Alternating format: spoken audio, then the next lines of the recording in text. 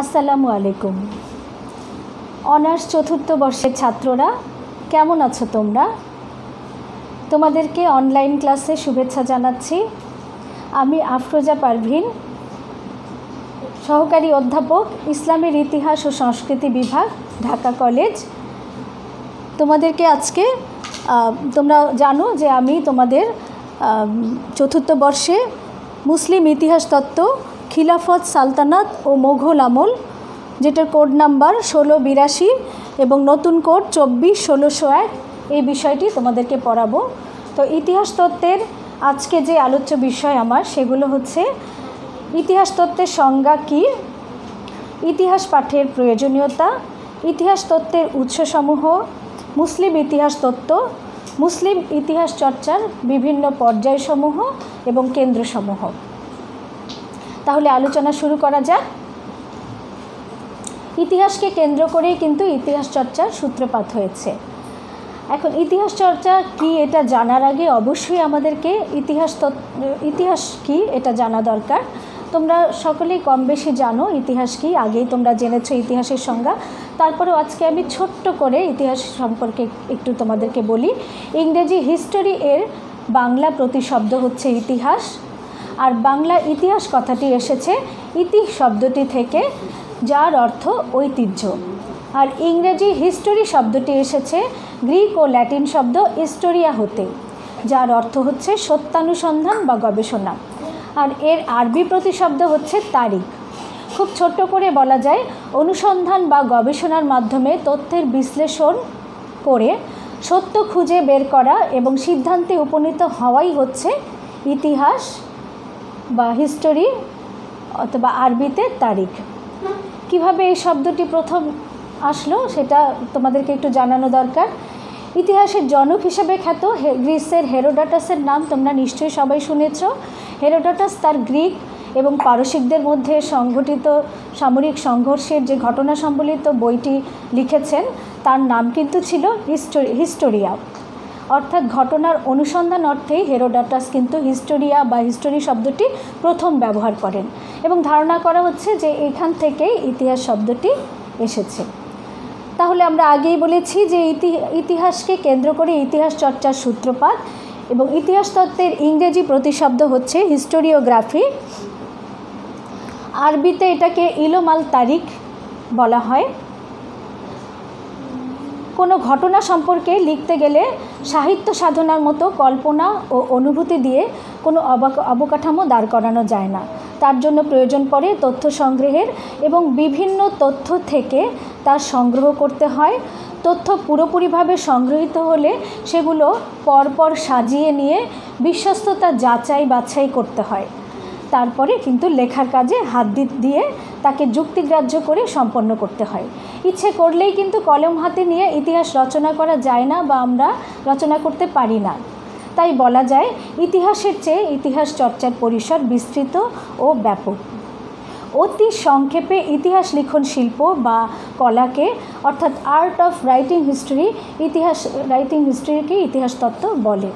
অর্থাৎ ইতিহাস রচনার কৌশল, পদ্ধতি, তত্ত্ব, গবেষণা ও উপস্থাপনার নীতিমালার আলোকে পুঙ্খানুপুঙ্খ সমালোচনার দৃষ্টিতে মৌলিক ও গৌণ উৎস থেকে ইতিহাসের উপাত্ত সংগ্রহ, মূল্যায়ন, বিন্যাস প্রভৃতি ইতিহাস লিখন শাস্ত্র তথা ইতিহাস তত্ত্বের গুরুত্বপূর্ণ অংশ।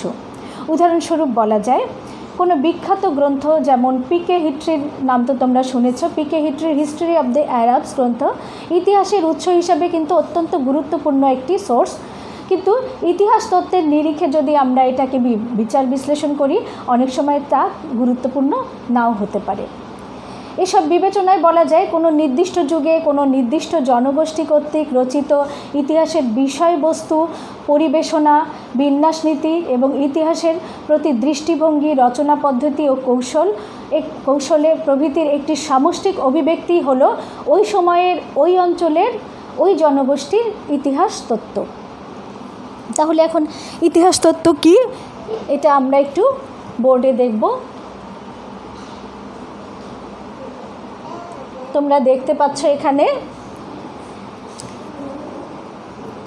ইতিহাস তত্ত্বের হিস্টোরিওগ্রাফি হিস্টোরিওগ্রাফির তত্ত্ব এটা কি এবং এর সংজ্ঞা। সুতরাং বলা যায় যে অভিজ্ঞান মনুষ্য সম্পাদিত কার্যাবলীর তথ্য সংগ্রহ ও সংরক্ষণ পদ্ধতি, যাচাই বাছাই প্রক্রিয়া এবং প্রেক্ষাপট সহ বিচার করে এবং তার পরবর্তী পর্যায়সহ সার্বিক আলোচনাকে অন্তর্ভুক্ত করে তা ইতিহাস তত্ত্ব বা ইতিহাস লিখন শাস্ত্র হিসাবে অভিহিত করা হয় তাকেই। এখন ইতিহাস তত্ত্বের প্রয়োজনীয়তাটা কি এটা আমরা দেখব।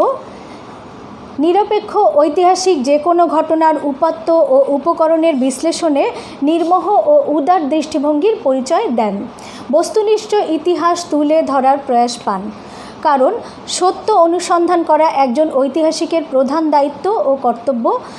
এতদ সত্ত্বেও ব্যক্তি বিশেষের লালিত আদর্শ ও স্বকীয় দৃষ্টিভঙ্গি তার লেখার মধ্যে প্রতিফলিত হতে দেখা যায়। তাছাড়া ইতিহাসবেত্তাও কিন্তু তার স্থান, কাল, পরিবেশের ঊর্ধ্বে উঠে ইতিহাস রচনা করতে পারেন না।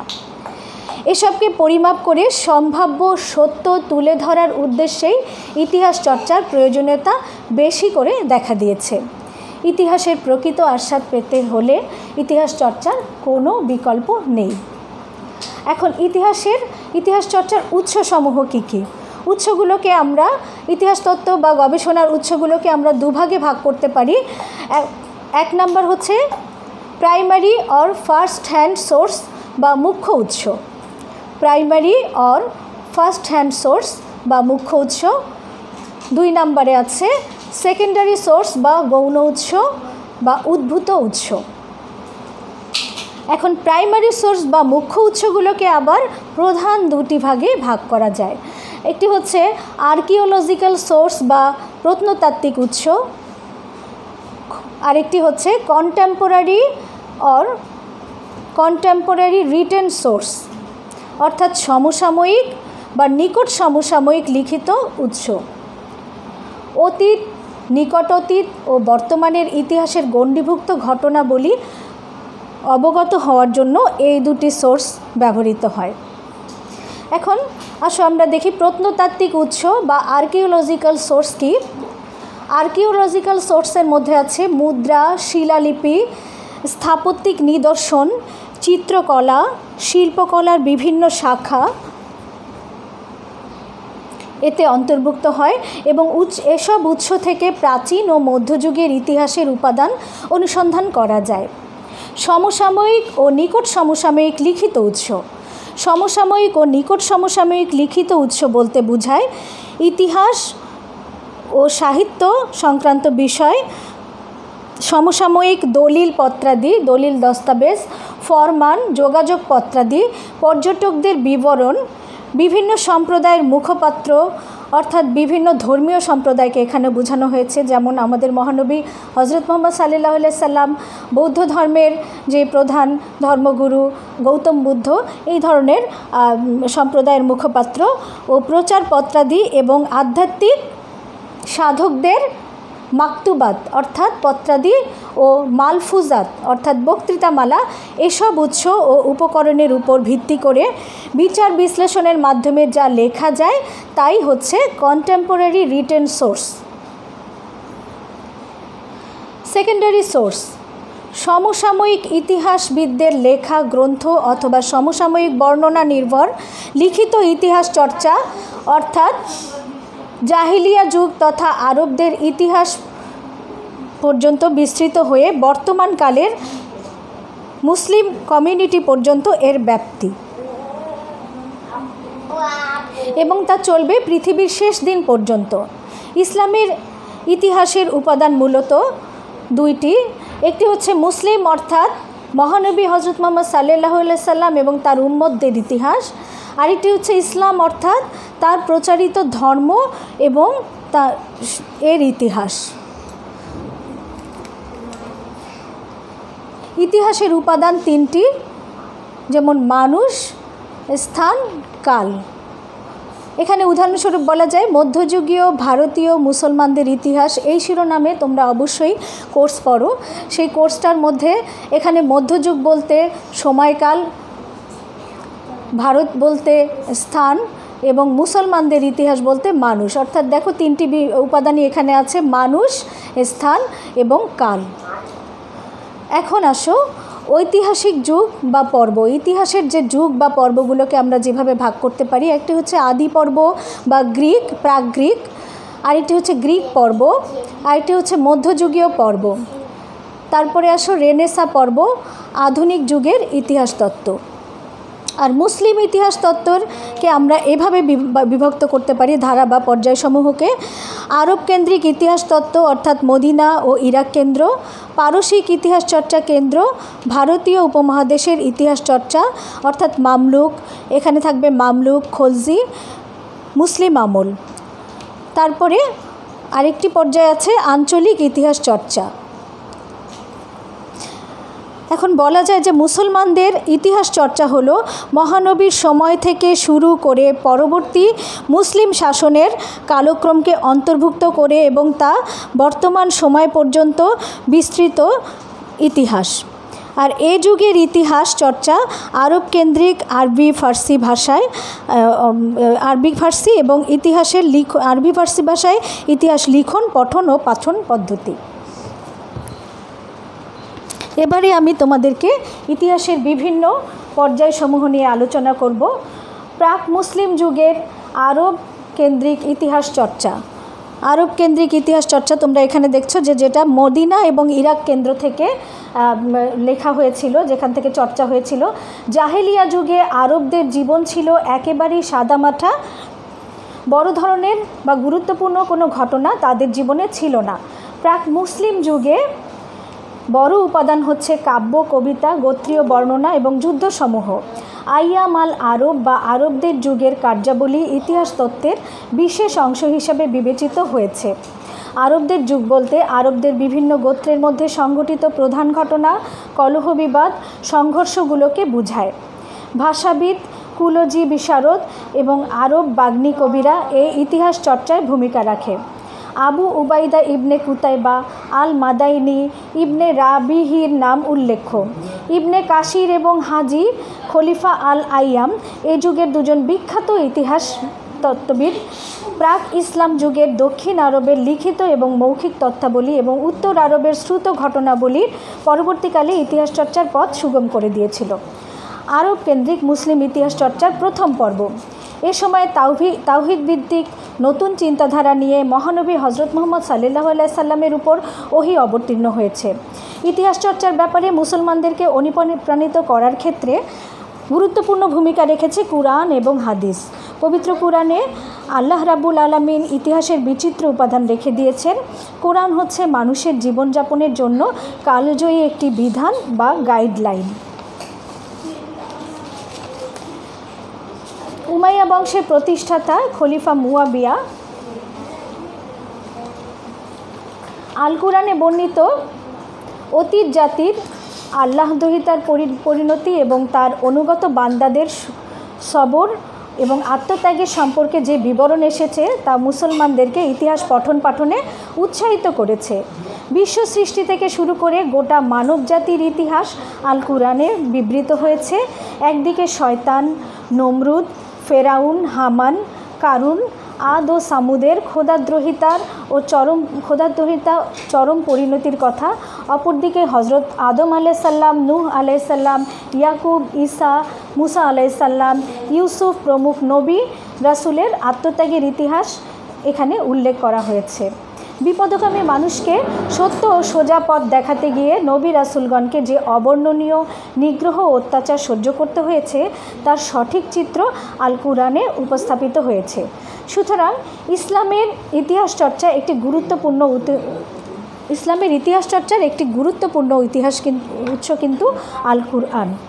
আরব কেন্দ্রিক ইতিহাস চর্চার দ্বিতীয় পর্যায়। মহানবী সাল্লাল্লাহু আলাইহি সাল্লামের আদেশ, উপদেশ, প্রশাসনিক ফরমান, চুক্তিপত্র এবং প্রদত্ত বিধানাদি এবং সম্রাট ও শাসকদের প্রেরিত পত্রাদি লিপিবদ্ধ করে ইতিহাস চর্চার এ পর্বের সূচনা। এগুলো সাধারণত রিসালা বা প্রশ্নোত্তর আকারে সংরক্ষিত হতে থাকে। উমাইয়া বংশের প্রতিষ্ঠাতা খলিফা মুয়াবিয়া প্রাচীন রাজরাজাদের কাহিনী শুনতে অত্যন্ত আগ্রহী ছিলেন এবং তারই নির্দেশে উবাইদা বিন শারিজা প্রাচীন আরব শাসকদের কাহিনী ও কৃতিত্ব কিতাব আল মুলুক ওয়া আকবর আল মাজিন নাম দিয়ে লিপিবদ্ধ করেন। এভাবেই উমাইয়া যুগের ইতিহাস লেখার কার্যক্রম শুরু হয়। মহানবীর সামরিক অভিযান ও চরিত ইতিহাস রচনার মধ্য দিয়ে আরবদের ইতিহাস চর্চা শুরু হয়। উমাইয়া খলিফা আব্দুল মালিক, আব্দুল আজিজ বা দ্বিতীয় ওমর ও হিসামের সময়ে মহানবী সামরিক অভিযান ও ইসলামের প্রাথমিক যুগের ইতিহাস চর্চা খলিফাদের দ্বারা উৎসাহিত হয় এবং প্রসার লাভ করে। ইতিহাস চর্চা কেন্দ্র মদিনা কেন্দ্রিক কেন্দ্র। মাঘাজি ও সিরাহ চর্চার মধ্য দিয়ে মুসলিম ইতিহাস চর্চার ভিত গড়ে ওঠে। ক্রমান্বয়ে তা কুলজি, আকবর, আখ্যান উপাখ্যান, কাহিনী রূপ ধারণ করে আরব ও মুসলিম ইতিহাস লিখন পঠন পাঠনের পরিসরে বিস্তৃত হয়। মদিনার ইতিহাস চর্চা কেন্দ্র স্থাপনের মাধ্যমে মুসলিম ইতিহাস চর্চার সূচনা হয়। মদিনার প্রথম মহানবী সাল্লাল্লাহু আলাইহি সাল্লাম মাঘাজি বা যুদ্ধ সংক্রান্ত ঘটনাবলীকে কেন্দ্র করে এবং কুরআন এবং হাদিস থেকে উৎস নিয়ে ইতিহাস চর্চা হতো। এরপর মদিনা কেন্দ্র থেকে কুফা বসরাতে স্থানান্তরিত হলে ইতিহাস চর্চার বহুমাত্রিকতা আসে। এ সময় সিরাহ বা অটোবায়োগ্রাফি বা চরিত ইতিহাসের প্রসার ঘটে। সিরাহ বলতে প্রাথমিকভাবে হজরত মুহাম্মদ সাল্লাল্লাহু আলাইহি সাল্লামের জীবনী গ্রন্থকেই বোঝানো হয়েছে।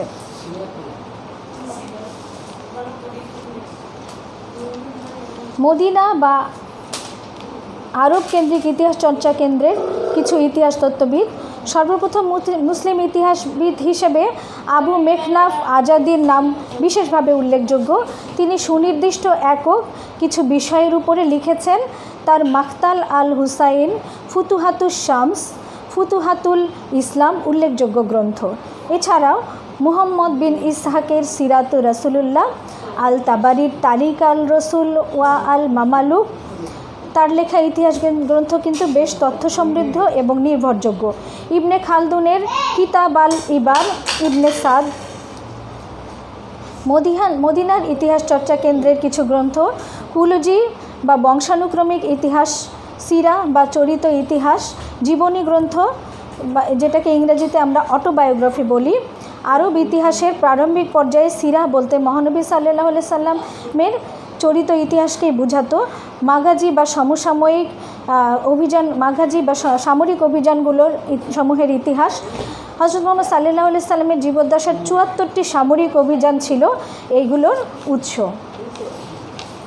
এছাড়াও আবান বিন উসমান, উরওয়া বিন জুবাইর, ওয়াহাব বিন মুনাব্বির, শিহাব আল জুহরি, মুহাম্মদ বিন ইসহাক, ওমর আল ওয়াকিদি নাম বিশেষভাবে উল্লেখযোগ্য। শিক্ষার্থীরা, আজকে আলোচনা এ পর্যন্তই। তোমরা ভালো থাকবে, সুস্থ থাকবে এবং নিরাপদে থাকবে।